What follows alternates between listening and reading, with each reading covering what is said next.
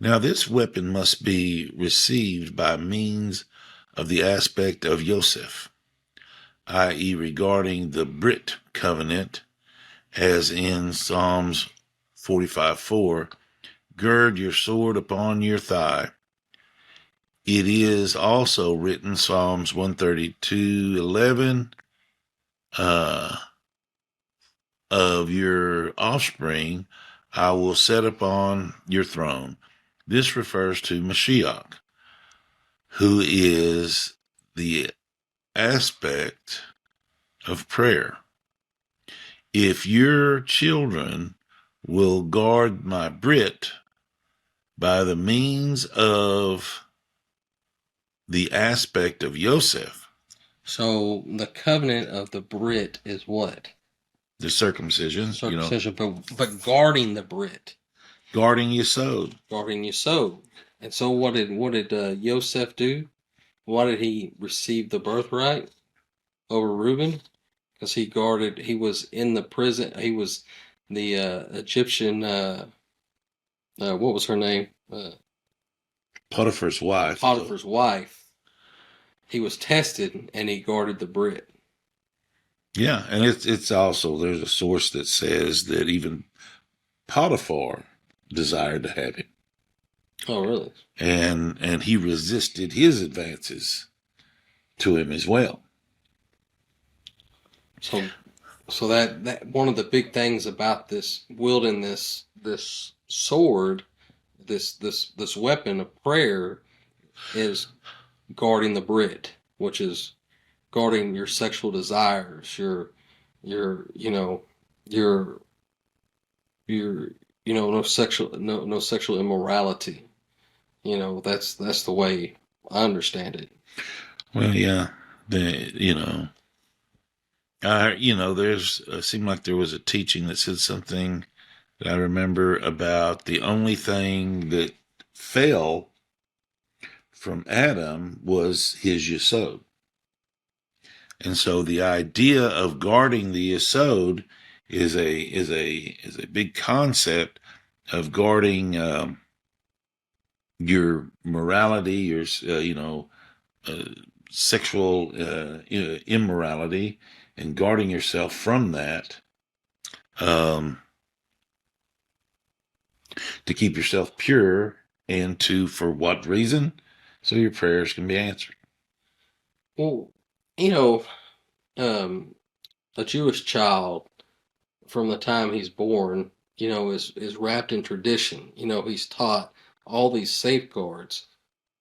For us, for non-Jews who grew up in a secular world, I mean, just look at the world we live in now. Where you can't hardly even be on Facebook. I'm afraid to let my children on Facebook or social media because it's just riddled with pornography. It's too much, yeah. And then you see young women, even middle-aged women, they dress so to a point to where there's no modesty left. Mm-mm. So it's very difficult, to live in this secular world and constantly, guard your Brit, protect his soul. Right. So what is it we can do? What is somebody, is it, of course, studying Torah and and getting married and raising a family. But two, it's very difficult for the things, the images that pop up in, people's, like I said, you just get on, Facebook, which is supposed to be, it shouldn't have any pornography on it, or, TikTok or Instagram, or what is it, X now, formerly Twitter. You see it, because I use social media a lot, so even in some of our Torah pages, we're riddled with pornography. We had to, take and make it a private page and approve all posts because it's just riddled with it. So in the day, it seems like the world we live in today, that guarding your Brit may be the main obstacle in your relationship with coming closer to Hashem. Because of what the world is and where we are in the world right now in time. Well, it's definitely the aspect that's under attack. Yes. So the idea is one way that the Jewish people approach this problem, especially when they're younger people, is that they isolate them from that. Right. They don't have, they don't do social media. Uh, they don't watch television. They don't have all of these things to where they can contaminate their mind, which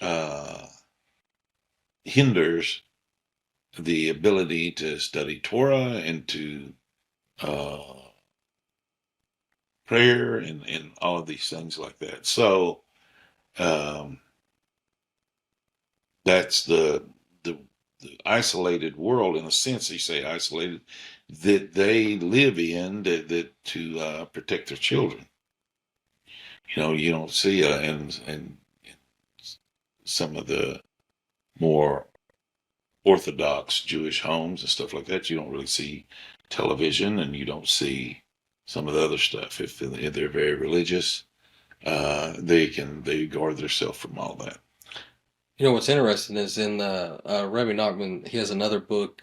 It's the Likutei Moran, but it's daily lessons that you read. It's a 2 volume set, Mm-hmm. and in just a few days ago, it talked about this very subject in there. It was Shevet 10, I do believe. I can go back and correct that if that's not right. But he talks about this, and he says one of the prayers that you can say to help protect your, to guard your Brit Mm-hmm. and to overcome this sexual, um,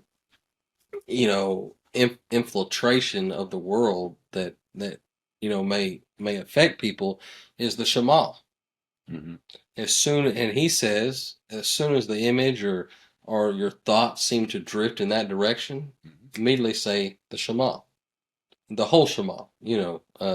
Not just the first part, but blessed be his glorious kingdom forever and ever. Say it all in Hebrew. It's a weapon. And I think what he's saying here is how do you wield your weapon?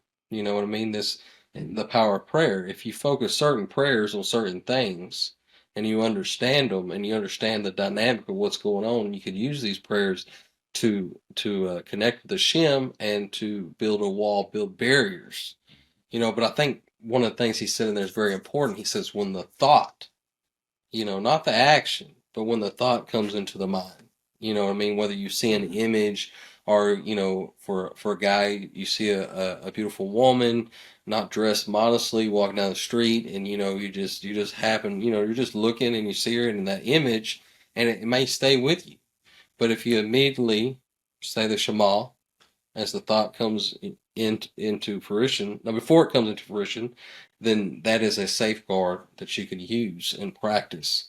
And I thought that was very helpful and interesting. Oh yeah, absolutely. It's an important dynamic to not bring garbage in, because you know what, in the computer world, what do they say? Garbage in, garbage out. And the idea, I think the fundamental idea behind it is that if you bring this garbage in, your nefesh doesn't know any better. It thinks that this is normal. This is what the world's supposed to be. So if kids look at immodestly dressed people in roles of stardom and things like that, and their nefesh sees this as uh, acceptable, then they pick it up. Now, the interesting problem with that is, this generational increase. Right, right. To where, the generation of the 50s had a lot of innocent stuff, and they run around. They came up with a bikini, and they go, oh, look at this, and oh, it's not so bad. But then look at what their kids came up with, and now look at what their kids came up with, and so on, to where you get to the situation that we're in now, because it's just on this moral downslide because it's this generational increase. Right, and you see it more often now, especially in shows that you would never think, on. And when I say on shows, I'm talking about public networks, CBS, ABC, NBC, all these different platforms that are not cable platform. They're just local TV, and these TV shows are the women in them are very sexual, and that's one thing, but also too another is the language. You notice, when I was growing up, there was no curse words in a local, on a TV sitcom. You know what I mean? Right, right. You might hear, something like crap or, something to that expert or dart, dart. But now it just, I mean, besides the F word, it's just it's open ranged. Yeah. So it's like the morality of our country and our, society, not just our country, but society itself has just accepted this filth that's out there. And there's no, and that's what I'm getting back to, not having safeguards in place. Well, how do you safeguard from it? So guarding your Brit and the aspect of Yosef has become very difficult in secular society, to the point if you're trying to connect with Hashem, you're trying to connect with Torah and be out in this world, you have to learn these. Very important to learn these safeguards. Whether you're studying Rebbe Nachman in the prayers and whoever your teacher may be, but these things are very important because we're in a day and age now that I think having these tools and these weapons at your disposal are going to be very important, because the Rebbe Nachman's right. The bow. Do not trust the sword and the bow, because in the end it's Hashem and the Mashiach.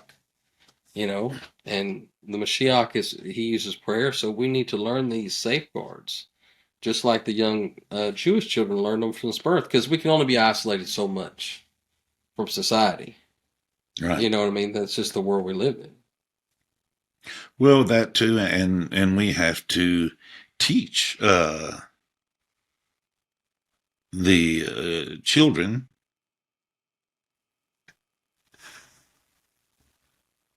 dynamics that help them survive it. Because, like I said, if you can't live in a shell, in a vacuum, then you have to be able to combat it. And how do you do that?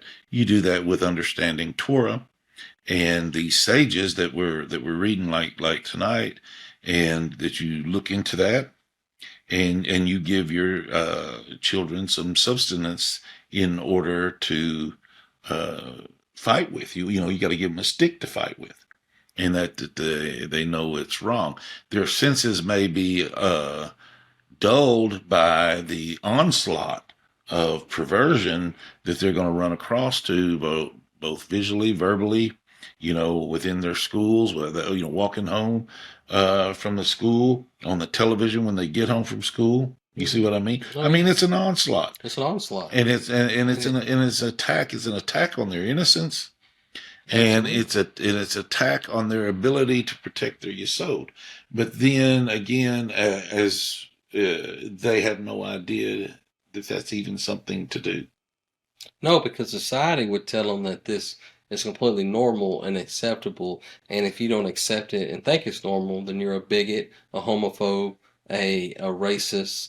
They'll just start this name calling to a point to where, because no child wants to be bullied or felt left out. What do you want to be as a child? You want to be accepted. You want to, you're out on the playground. You don't want to be the outcast. You know what I mean? Yeah. And we've become to a society where the immoral, the unclean is accepted and the clean is an outcast. And that's a problem. Well, that's the biggest problem, I think, with society today, and that's why we're in a lot of the situations that we're in. Is we let we live in a country to where, and here's the deal, within Jewish communities, they do isolate and it works good for them, but they live in communities. Mm-hmm. They have their own schools, they have their own neighborhoods, they have everything they do is together, and there's no outside influence or very little. Whatever they do allow or don't allow in, of course. Mm-hmm. And I think that's very important. And then you get into, I think this all goes back, you could say that, and people wonder why some Jews are are very skeptical of who they talk to and communicate with and teach Well, absolutely. because of this concept right here, the Garden of the Brit. Do I allow you here, and then you come here and you spew, filth and garbage, and because we know you live in a world that's readily accepted. Mm-hmm. Your society accepts it. We don't. So who are you? We have to vet you. You know what I mean? Mm-hmm. I think it's that this whole topic can be tied together with everything that's going on right now with this aspect of Yosef and Garden of the Brit. Absolutely. And it's a big topic, and it's an important topic to look at, and because it's the health of society is in the balance of it. Absolutely. And so, either we start thinking about it and start working within those contexts of how to understand what's going on and what we can do about it. The first thing to do is understand the guarding of Yesod and what that means.